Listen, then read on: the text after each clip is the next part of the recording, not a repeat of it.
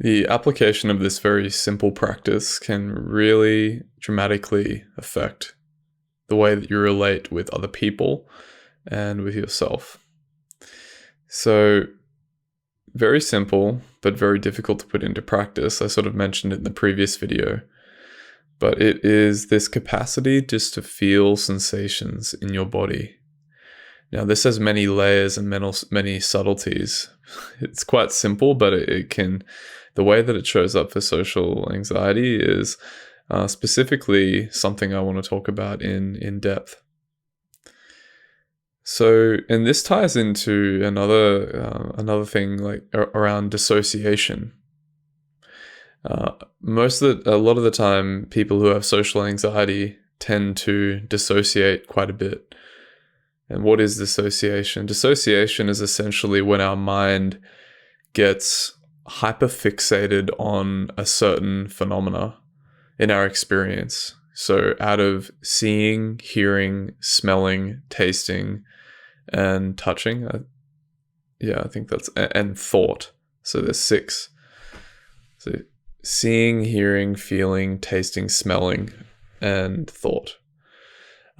What our mind does with social anxiety is it latches on to one of the, so say you walk into a social situation, what a classic case of dissociation would be is we experience sort of frozen emotions in the body that have been repressed previously get activated. So maybe in the neck, maybe in the heart, maybe in the gut, gets very tight from frozen habitual tendencies of the mind. And that thrusts us into a dissociative state because at some point the social encounters were too much for our nervous system, so we had to learn to cope. So it's a very legitimate coping strategy. It's not a pathology or anything like that. It's doing its job, dissociation. But that often pushes us into our mind. I learned this from a paid course by Willoughby Britton. I paid $200 USD to buy this course and learn this for you guys. But it's we get thrust into our mind and all sorts of other brain mechanisms get activated where it can feel like our experience goes really foggy. Like we don't really know what's up, what's down. Things feel blurry. We feel like we can't concentrate that effectively.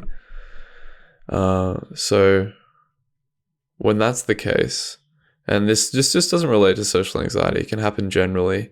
It can happen, for instance, if you experience too much too quick when you're at like a restaurant looking at the menu, and then your mind gets all fluttery and dissociative. So that can be really challenging with someone who has social anxiety, actually, because it's so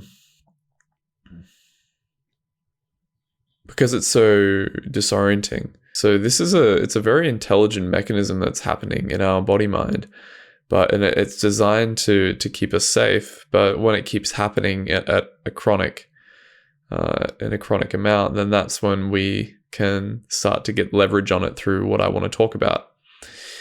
So when you're in this situation, the key thing is like I said, actually, just to feel sensation, feel sensation. Now, what that can look like is just simply dropping your attention into where it feels most uncomfortable in the body. Might be a tightness in your gut, might be a sort of feeling in your shoulders, might be a feeling of, oh, what if they see me? What if they see that I'm anxious? Let's just see if you can connect your attention to that part in your body and just breathe into it. Now, often when we do this, the mind has a lot of momentum to want to really pull you back into mind identification. And by mind identification, I mean habitual stories and thoughts that make the situation feel overwhelming. And these can be almost preconceptual thoughts a lot of the time. They're very quick, but they might be like, you can't feel this, stop feeling this, don't, like, what do you think you're doing feeling this sensation? They're going to find out, don't do it, right? So, and the key here is how much can we let in those sensations? That's why I think the acclimation to feeling the most unpleasant sensation in your experience it's a pretty powerful practice.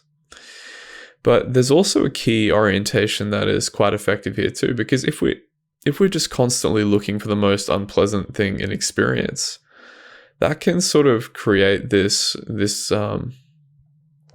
experience of like hyperfixation on what is unpleasant, which isn't actually bad but it isn't bad to feel that. But what I want to say is it's a really good training ground to let go of thoughts that are accompanying that emotion. So just pay really close attention, which I know is not always going to be easy when you're in a social situation. There's a lot of momentum to basically say, don't feel this, like you shouldn't be looking this way, you got to act this way. But I know that the momentum is very strong, trust me. But if you just keep coming back to the sensations with an appreciation for, yeah, okay, those thoughts can be firing off, but I don't really have to listen to them. Just keep feeling. And simultaneously, see if you can connect to gratitude as well, and a openness, a spaciousness of awareness. Let your attention dilate outwardly. So it's like a movement of going down. You're going down into the body, but you're also going out, opening up awareness. So that in this way, you're both feeling the sensation, but you also have this open awareness perspective where everything feels much more just open and porous.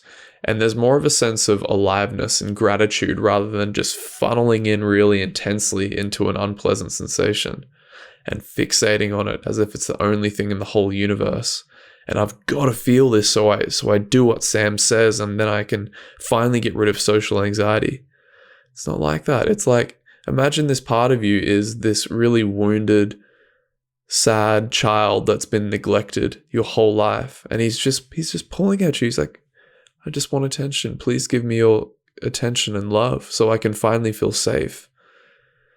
So it's like going down into it, but also just relaxing out and just like, okay, you can be here. Is there anyone else here? Anyone else want to come into this experience? Any other unpleasant sensation?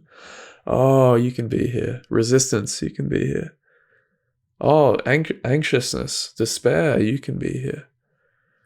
Oh, there's a little bit of joy. There's a little bit of gratitude. You can be here. Opening up awareness, allowing yourself to be so unapologetically who and what you are in your truth in that moment. Just feel. Just feel, just soften in, just allow. You're not broken. You never have been, even if it's incredibly uncomfortable. I hope this helps you.